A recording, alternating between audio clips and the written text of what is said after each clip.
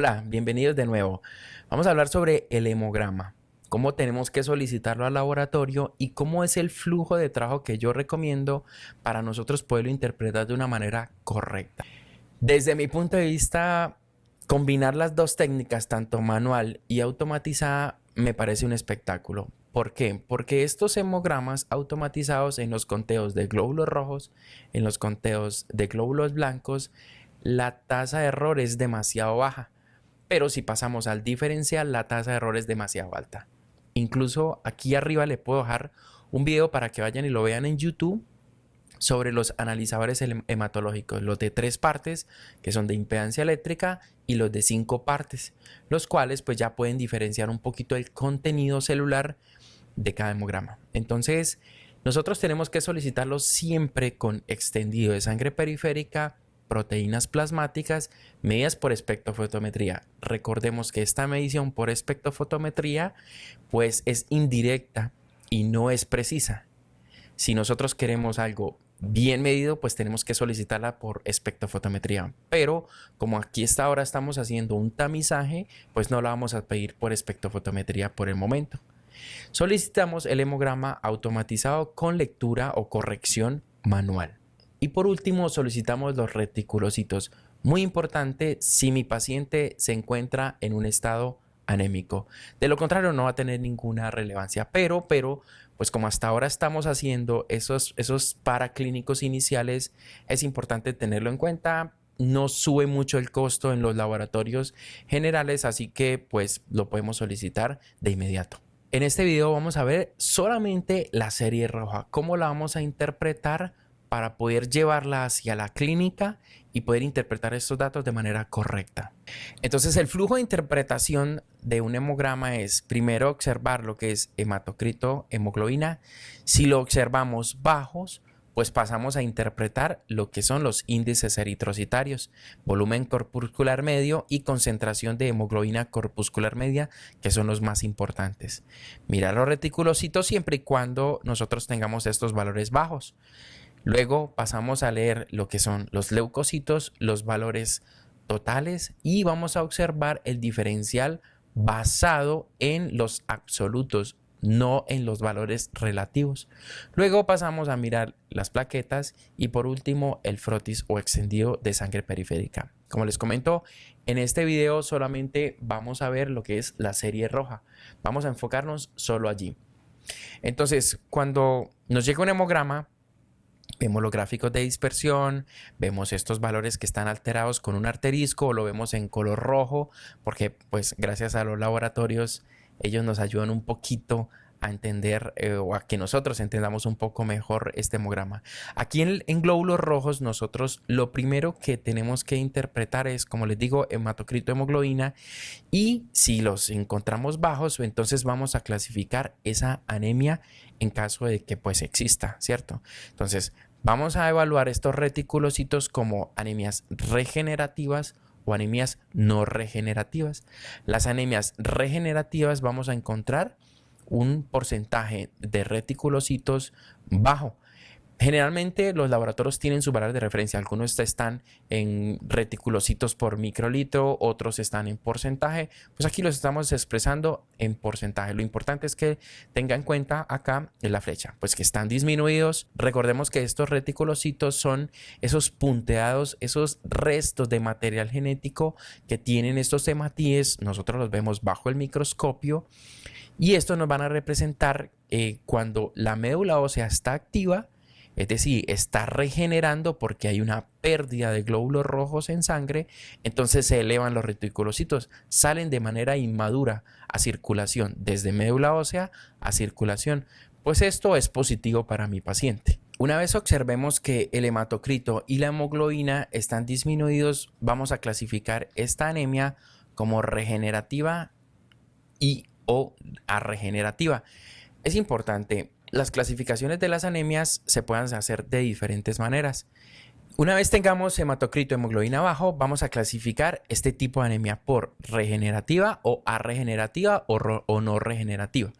Es importante que nosotros podemos clasificar estos tipos de anemia dependiendo estos índices eritrocitarios, dependiendo esta concentración o este porcentaje de reticulocitos o la morfología. Pero por el momento nos vamos a centrar en estos dos. Un paciente cuando tiene anemia, lo primero que nosotros tenemos que evaluar es si mi paciente tiene una anemia regenerativa o arregenerativa, es decir, que no está regenerando. Los glóbulos rojos tienen un periodo de vida de 120 días. Cuando hay pérdida por extravasación, porque hay una anemia hemolítica inmunomediada, nosotros podemos perder esos glóbulos rojos y entonces la médula ósea empieza a sacar de manera inmadura estos glóbulos rojos que aún tienen fragmentos de núcleo, es decir, fragmentos de ADN. Estos reticulocitos nosotros los vamos a encontrar aumentados en las anemias regenerativas, es decir, que la médula ósea está haciendo hasta lo imposible para poder compensar esa pérdida de glóbulos rojos circulantes que se han perdido. Y las arregenerativas, pues nosotros vamos a encontrar muy pocos reticulocitos en el frotis sanguíneo, es decir, esto es una anemia regenerativa porque la médula ósea no está respondiendo como debería estarlo haciendo. Esto, en términos generales, pues quiere decir que mi paciente no está respondiendo hacia mi terapia y pues yo tengo que pasar a tomar decisiones basadas en eso. Entonces, este porcentaje de reticulocitos, mi laboratorio me lo puede expresar en porcentaje o en número de células por microlitro. Cuando está regenerando, ya comentamos que están aumentados este porcentaje de reticulocitos y cuando no está regenerando, pues el porcentaje está disminuido. Luego pasamos nosotros a evaluar esta concentración de volumen corpuscular medio y concentración de hemoglobina corpuscular media. Aquí vamos a clasificar las anemias como macrocítica, normocrómica, cuando nosotros tenemos el BCM aumentado y el CHCM normal. Eso lo vamos a ver en anemias por deficiencia de vitamina B12, deficiencia de ácido fólico y algo muy interesante es que estas anemias nosotros le vamos a llamar de pronto anemias megaloblásticas. Estas anemias pues vamos a encontrar nosotros en un extendido de sangre periférica el glóbulo rojo supremamente grande. Importante, esto es clave diferenciarlos en las especies, porque un glóbulo rojo de un felino es mucho más pequeño que de un canino. El canino está rondando entre 7 y 8 micras, el de un felino está rondando las 6 micras. Tenemos que tener el ojo entrenado para poder observar estas anemias megaloblásticas. Tenemos entonces la anemia macrocítica e hipocrómica. Esta se puede ver, bueno, aquí vamos a encontrar el BCAM aumentado y la concentración de hemoglobina corpuscular media disminuida. Vamos a poderlo ver en hemorragias y en hemólisis. Tenemos la anemia microcítica e hipocrómica, en la cual podemos ver tanto el BCM como el CHCM disminuido. Estas son las anemias por deficiencia de hierro, anemia por deficiencia de vitamina B1 y hemorragia crónica. Por último, tenemos la anemia normocítica normocrómica, en la que tenemos el BCM normal y el CHCM normal.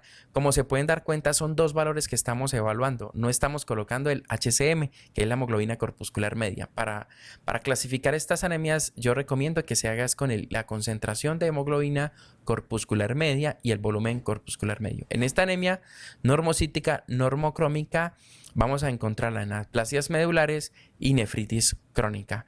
En esos pacientes renales nosotros podemos encontrar muchos acantocitos y podemos ver esos glóbulos rojos disminuidos de tamaño. Esto es importante aprenderlo a identificar bajo el microscopio, pero aquí pues yo les aconsejo que siempre utilicemos un especialista para esto porque pues ellos tienen un poco más el ojo entrenado para poder identificar todos estos tipos de anemias. En serio, he llegado a clínicas donde pues veo el hemograma y el conteo de glóbulos rojos normal y el BCM y el CHCM totalmente disparado. Bueno, el equipo está descalibrado, ¿sí? Porque yo no puedo tener conteos de glóbulos rojos normales y encontrar los índices eritrocitarios anormales. Eso no tiene ningún sentido. Siempre y cuando haya anemia, pues es porque hay disminución en el número de glóbulos rojos. Eso es supremamente clave tenerlo en cuenta. Esas calibraciones de los equipos se tienen que hacer de manera periódica. Además, que todos los días, así se pase un solo hemograma, se tienen que pasar el control normal, control alto y control bajo. Luego pasamos a la morfología. Aquí en morfología ya es el extendido de sangre periférica el que me va a reportar todos estos valores. Por eso es importante que al microscopista o al laboratorio donde nosotros remitamos estas muestras, que tratemos de encajar estas morfologías basado en lo que se encontró en el hemograma. Ahora bien, nosotros tenemos aquí lo que son los esferocitos. Esas se van a encontrar en la esferocitosis hereditaria, posesplenectomía y anemia hemolítica autoinmune o en pacientes quemados. Vamos a encontrar estomatocitos que son como los glóbulos rojos en forma de sonrisa. Estos estomatocitos vamos a encontrarlos en daño hepático y en estomatocitosis hereditaria. Estos esquistocitos vamos a encontrarlo en coagulación intravascular diseminada, carcinomas, hemólisis de fragmentación y dacrocitos, que son los glóbulos rojos en forma de lágrima, vamos a encontrarlos en mielofibrosis, anemias megaloblásticas, y los ovalocitos, que se parecen muchísimo a los esferocitos, vamos a encontrarlos en anemias megaloblásticas y ferropénicas. Algo importante son estas pilas de monedas. Estas las podemos encontrar en enfermedad renal, en nefritis crónica, en mielomas múltiples, diabetes y cáncer. Bajo el microscopio lo podemos observar, es como un montón de glóbulos rojos haciendo una fila. Así es que nosotros podemos observar bajo el microscopio este apiñonamiento de pilas de monedas importante, súper importante en enfermedad renal. Aquí este fenómeno de aglutinación es cuando los glóbulos rojos empiezan a aglutinarse. Es decir, se pegan unos entre ellos y se diferencian de las pilas de moneda porque nosotros podemos encontrarlos como unos ramilletes de uvas. ¿Esto qué quiere decir? Que se han pegado por reacciones antígeno y anticuerpo, se pegan entre ellos. Esto pasa mucho cuando hay fenómenos hiperinmunes, cuando hay hiperproducción de anticuerpos. Recordemos que estos inmunocomplejos están basados en reacciones antígeno y anticuerpo por uniones electrostáticas. Esto es clave al momento de nosotros identificarlo en el hemograma porque quiere decir que el paciente posiblemente, porque recordemos que estamos hablando de un hemograma, estamos hablando de un tamizaje, no estamos hablando de un diagnóstico definitivo, estamos hablando de muchas probabilidades. Cuando hay fenómenos de aglutinación es cuando generalmente pasa cuando hay contactos con parásitos, con bacterias, con hongos, con virus. Estos fenómenos de aglutinación los podemos ver en enfermedades infecciosas por hemoparásitos. Recuerde que la palabra hemo significa que viene de sangre y parásito, organismo que vive a expensas de otro. Es decir, un virus es un parásito es un parásito, una bacteria es un parásito, un hongo es un parásito, porque vive a expensas de otro. En los cuerpos de Hayne los podemos ver en hemoglobinopatías.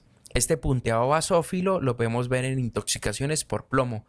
Esto es bastante raro, ¿no? Tendrían que pegarle un tiro al animal para poder ver ese punteado basófilo. Los cuerpos de Hobel-Jolly, que a mi parecer se confunden mucho con muchos microorganismos o parásitos o bacterias intraeritrocitarias obligadas, como por ejemplo Mycoplasma, Bartonella citauxón, la podemos llegar a confundir con estos cuerpos de Hobel-Jolly. Estos cuerpos de Hobel-Jolly son material genético que viene desde vaso, lo cual no fue capaz de extraer, basado en esta selección positiva o negativa del vaso, no fue capaz de quitarlo de circulación sanguínea. Entonces, cuando nosotros hacemos el extendido de sangre periférica, encontramos estos cuerpos de Hobel-Jolly. Están presentes en anemias regenerativas, pero mucho cuidado porque algunos microscopistas pueden llegarse a confundir con micoplasmas y se los pueden estar reportando. Les comento, estas fragmentaciones de cuerpos de Hobel-Jolly son las que se confunden muchísimo con estos micoplasmas. Una clave importante para nosotros identificar micoplasma en un extendido de sangre periférica es que el micoplasma siempre está formando cadenas, nunca está solo. En cambio, un cuerpo de Hobel-Jolly la mayoría de veces están uno o dos y están separados. En cambio, micoplasma casi siempre está formando unas cadenas. Mínimo tres hay y casi siempre están alrededor del hematíe. Entonces, mucho cuidado con esto. Si un laboratorio le reporta a ustedes micoplasma en un extendido de sangre periférica, lo más importante es que se pase a confirmar con una prueba molecular PCR tiempo real sonda. Y digo sonda porque es muy sensible y muy específica. hay otras, por ejemplo, está la PCR isotérmica, que funciona bastante bien, siempre y cuando se entreguen los controles positivos, controles negativos y controles internos. Si no le entregan estos tres, pues ya no es diagnóstico definitivo y ya no hay que creerle. Bien, ya terminamos esta interpretación de la serie roja. Aquí abajo en los comentarios puedes hacer la pregunta que desees para yo responderle ahí mismo. Lo importante aquí es que haya una retroalimentación tanto positiva como negativa. Este es mi punto de vista, esto no es algo definitivo. Pienso que el hemograma es algo en la cual nosotros, pues la lectura es muy subjetiva, ¿sí? Por eso es mi punto de vista, diferente a una prueba molecular, que es objetiva, es decir, es o no es. Aquí nosotros en el hemograma acabamos de hablar de lo que es más frecuente. Unas que otras cosas se nos escaparon. Muchas gracias por ver este video y nos vemos en la interpretación de la serie blanca.